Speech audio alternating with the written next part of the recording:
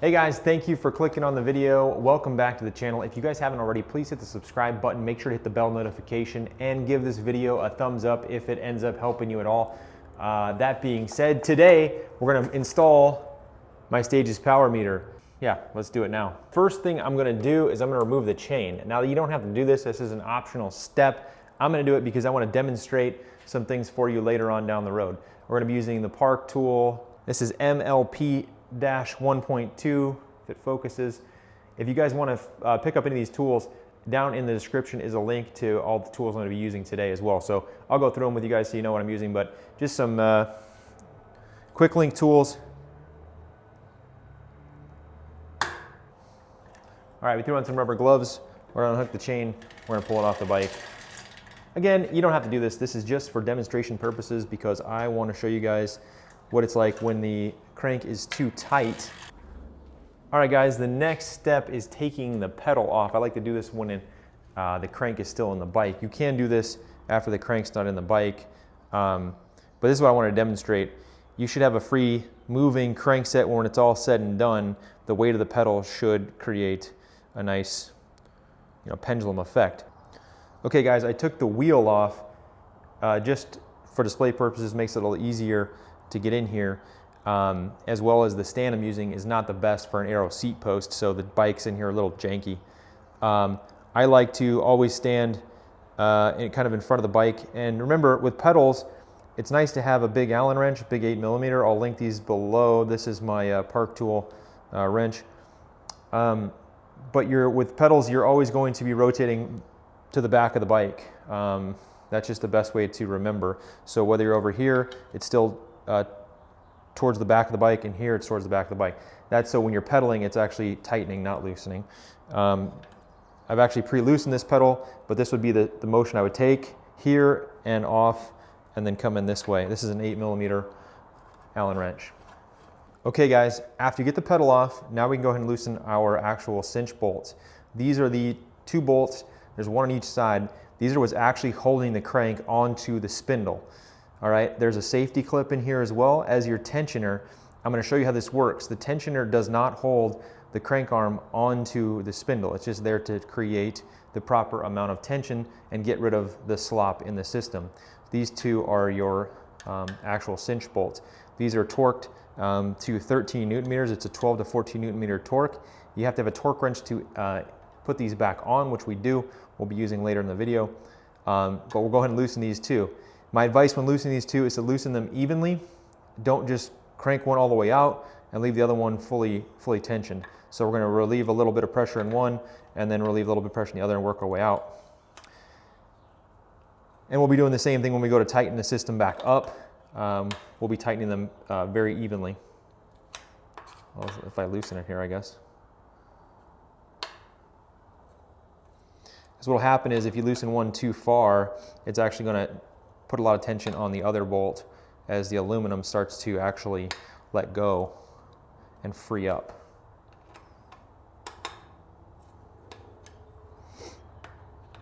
Now these don't have to be backed all the way out. You just want them loose. Once you feel them nice and loose, that's it. You're good to go. Now we're going to come in, we're going to relieve the safety clip, and then we'll take tension out of this. I don't know what this bolt's called, but this is the Park tool that's meant for the Shimano crank. The Shimano supplies one with their system, but this one here has a couple advantages. It has this little tooth right there, a little beak, and that's actually for relieving the, make sure you guys can see this. That's actually for relieving the safety clip. Kind of nice, instead of using a screwdriver. And then it just allows you a little more grip on removing this bolt. Now, just because this has more leverage doesn't mean you needed to tighten it up. If you notice how easy that was to release it, because this is not actually holding your crank on. Again, this is just a tension that you play in your crank system. So we'll take this out, and then we're going to go ahead and remove the non-drive side arm. I think at this time it's probably good advice to clean around your bottom bracket. Now to remove this, guys, just because I'm doing it right in front of you guys, I'm actually just taking the crank and I'm wiggling up and down as I'm walking it off the system. That's it. And you kind of see how much dirt gets behind your crank arms and into your bottom bracket area. But we'll go ahead and clean this all up. I'll wipe this all down, and we'll get ready to install our Stages power meter, but it's just that easy. We don't have to replace any of this. The new Stages arm comes with all new hardware as well as your safety clip. We got the Stages arm out of the box now. We're getting ready to install it here. A couple things I want to talk about briefly. This video is getting already pretty long. When you get your arm, it's going to have obviously a big sticker on it. You can take that off, you can throw it away. It's basically directing you to Stages to get any information on how to link things up. Don't need that. Recycle it.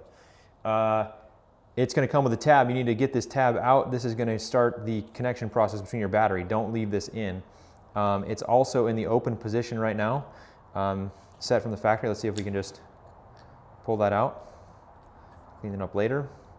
This little tab, just because we're in here, this is where you replace your battery. All right, it's going to sit in there. It's a 2032, I believe, and it just sits in there. It's a little O-ring. These little tabs do break. You can get more of them. Be careful with it.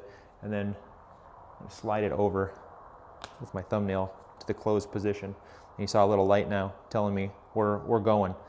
All right, we're working. Second thing I want to note is that this comes with a good amount of grease inside here, but you might want to apply more grease depending on your liking and where you're riding. If it's a really wet area, you might want more grease. I'm good with what's on there. Install these obviously opposite the other crank, otherwise the things get weird. The little tab needs to be in the out position, which it is. I hope this is focusing quick enough. Little tab in the out position, otherwise you're gonna have a hard time getting it back on. I have my 5mm. I'm just checking to make sure these are loose. And they're loose. Okay, now we're gonna slide him back on. Opposite from his friend. Otherwise things get weird. Okay, so now this is where the tension bolt comes into play. Two things to note here. One, we don't want to over tighten it. We don't want to run it too loose. If it's too loose, if there's not enough tension on the system, if it's not squeezed together enough, you won't be able to actually push your clip down. So the easy way to check that it's on all the way is that this clip should go down just super easy. If you have to force this clip down, then that means you don't have enough, then that means something's not right. You have too much play in your crank and bottom bracket area. This should be slid in a little farther. So this should just go straight down. As it's not going down, I know I need to add a little tension to the system. We're gonna do that now. Now what I like to do with this is I like to tighten this kind of too tight, right? Like that's way too much tension. Even though we still have play in the system, that's just too much tension. I'll then push my clip down, which you saw that went in super easy now. And then I'll come in here and I will actually back this off to what they say in the book is something like just so you feel tension on the system.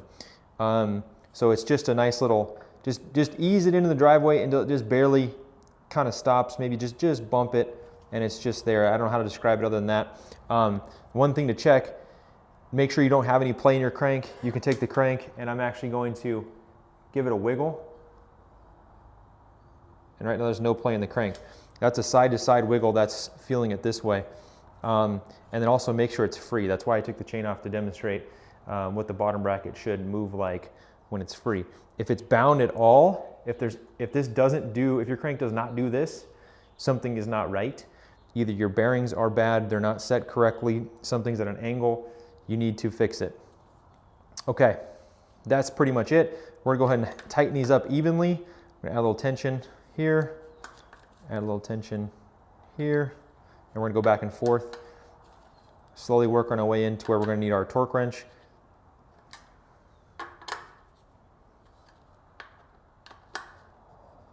And these Park Tool wrenches, they're nice, especially when they got a new ball in. Okay, so I got those pretty tight. We're gonna come back in with a torque wrench now, and we're gonna zip them down to 13 Newton meters, as I like to just split it. It says 12 to 14, I'll go 13. All right guys, we're gonna apply 13 Newton meters. Like I said here, we're gonna be doing it with our Park Tool TW-5.2. And we're gonna load that sucker up with 13 right there. We're gonna come in here now. I need to order a couple bits, and I'm gonna order a different bit set off Amazon, something that adapts this a little better. I'll have a link in the description, I'm sure. But basically we're gonna come in here and we're gonna evenly tighten these down, alternating sides.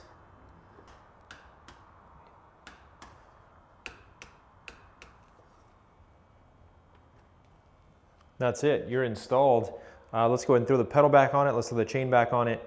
We're gonna pair now, the next step here, we're gonna pair our power meter to our Wahoo. If you don't have a Wahoo, by now you should. If you're still on Garmin, get rid of that old dated device. Get yourself one of these. Super easy, these pick up signal very nice, and you don't need to do very much. What we're gonna do is there's a power button on the side here. I'm gonna tap that one time. You can also do this from your phone, but I'm just gonna do it on here because I think it's a little quicker and easier. You're gonna scroll down to add sensor. We're gonna click add. We're gonna hold it next to the crank. I'm gonna wake it up.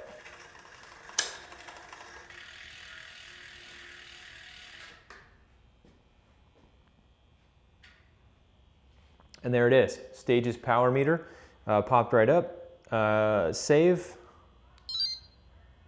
add cadence and data fields to pages. I don't need to do that, I still have mine up, but if you don't, you can there.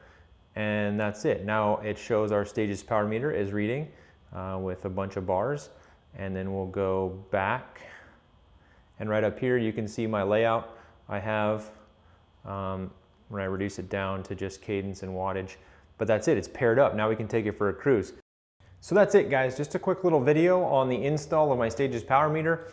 I've not really done any DIYs. I don't think. Maybe I did a tire install video once for you. But this is something a little new to me. I'm trying some different things. I'll keep working and refining my steps, and so bear with me on this. But I have a cool little spot here. We're gonna keep building out our work area. We'll get a workbench set up, and yeah, we'll keep on DIYing now that we're not part of a bike store. That all being said, if you like the video, please give it a thumbs up. That really helps. It shows other people the video. Make sure to subscribe if you guys haven't already. It helps a lot. Log in, hit the subscribe button, and click the little bell notification so you get notified when I throw up a new video. We will be riding bikes soon. It's been raining the first basically 2 weeks I moved down to Tucson here, so I haven't been able to get out and ride. I'm actually gonna go ride today. I wanna ride the new Stages meter.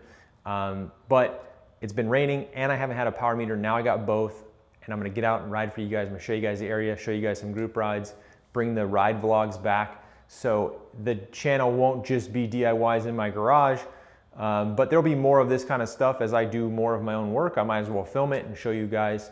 That's kind of my thought there. So stay tuned. Again, please subscribe if you haven't already. It really helps me make videos. It helps me attract new people to help me make videos, and it just helps the channel keep moving forward. Thank you guys, and stay safe.